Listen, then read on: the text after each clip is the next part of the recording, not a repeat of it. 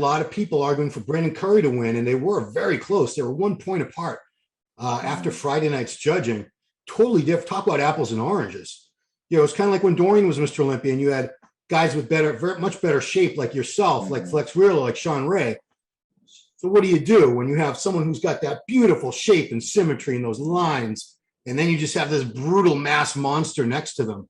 I mean, everybody makes their own decision. You're sitting there, to use our old phrase, how did you see it?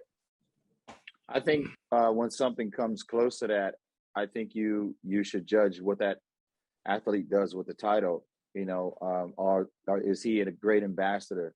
What is he doing in the community? And setting back and looking at who was going to win, I certainly would have given it to Brandon. My opinion, because I knew when he had won that title, what he was going to do with that title. He went out into the community. Yeah. We saw him be involved with the kids. We saw him doing seminar everywhere Brandon went. That trophy went with him, and he let it be seen and known that this stands for something. This stands that you can accomplish something. And he sat there with that trophy and took it out on the football fields and everything.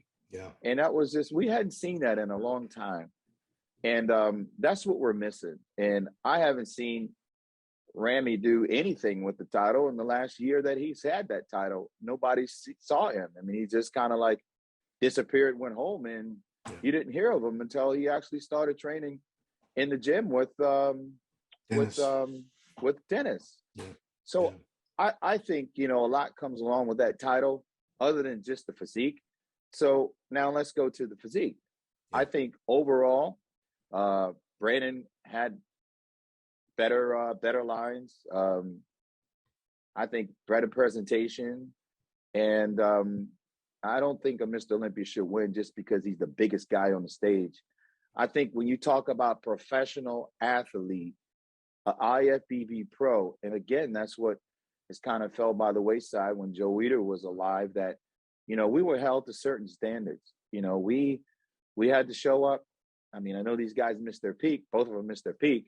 Mm-hmm. But we were held to do things. We had to get out on the road. We had to go to military base. We had to give seminars. We had to show up for magazine photo shoots with Chris Salon and Bill Dobbins and the whole Weider